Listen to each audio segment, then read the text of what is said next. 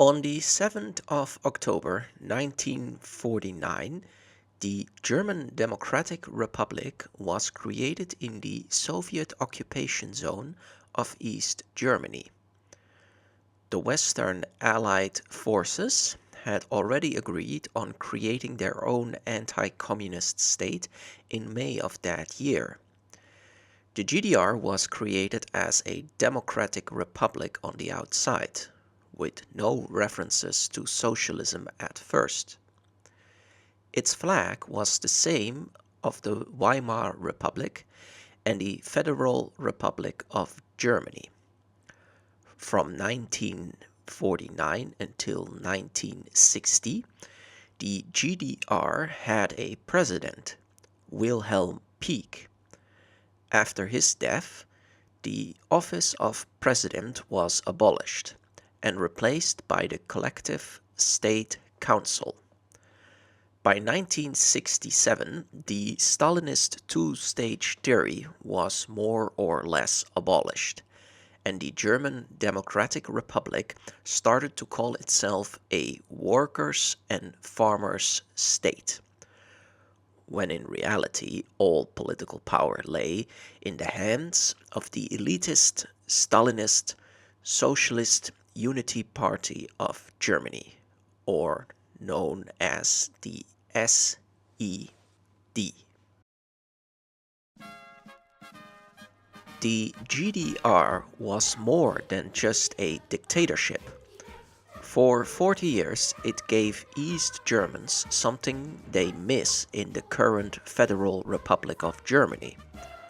Although the capitalist media uses the GDR period as a weapon against the political left wing, for millions, life was better under Stalinism compared to the period of neoliberalism, austerity, and growing poverty in modern-day Germany. We must also not forget that West Germany not only took control over East Germany, it destroyed it. West Germans became the political and economic leaders, and fired and downgraded the East Germans. By 1995, most East Germans realized that they had been lied to. They did not have the wealth and power the capitalist politicians promised them in October 1990. Revolutionary socialists knew this would happen. Unfortunately, we lacked the means to fight the massive wave of capitalist propaganda.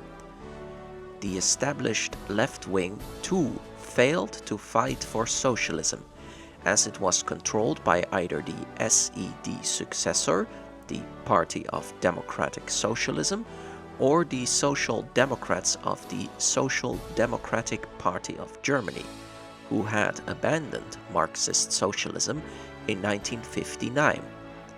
Forces outside these two parties lacked the numbers to combat their reformism and acceptance of capitalism. Sectarianism and dogmatism among our own ranks also prevented the creation of a workers' party on a socialist program to fight both the PDS and SPD. In the 1990s, the politicians of the ruling class proclaimed that socialism had failed. The collapse of the Soviet Union in December 1991 also strengthened the anti-socialist lies about the so-called superiority of the free market. Ex-Stalinist leaders like Gregor Gysi of the PDS openly declared their love for the West German Constitution and the Federal Republic of Germany. Modern-day supporters of the GDR in the current German Communist Party, or DKP, failed to provide a clear explanation why this supposed bastion of the working class allowed itself to be annexed by West Germany.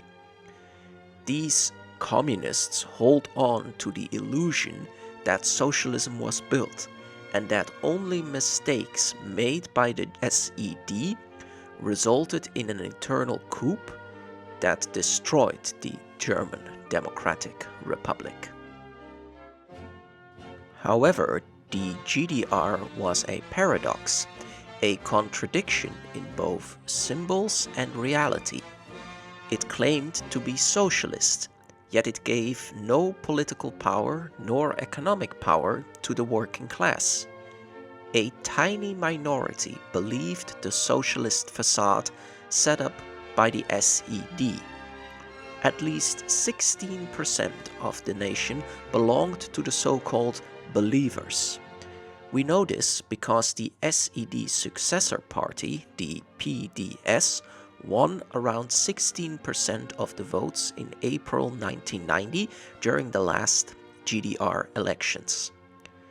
However, this minority of believers was overshadowed by a supermajority who fully rejected the legacy of the GDR by 1990. East Germany was annexed by West Germany on the 3rd of October 1990. Millions believed that the privatization and deregulation would bring them wealth. Capitalist reality was harsh, as millions ended up losing their jobs, daily structure, and feeling of belonging. This is why the far right is now winning in East Germany.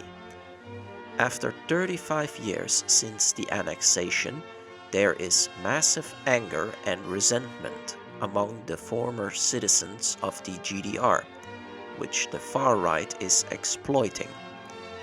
The left wing has failed the working class of the East by submitting itself to the capitalist system of the Federal Republic of Germany. Revolutionary socialists do not hail the GDR as a socialist example. To build a socialist Germany, we do not need the symbols of this Stalinist deformation that was built on a bourgeois state with the same flag of the failed Weimar Republic and capitalist West Germany.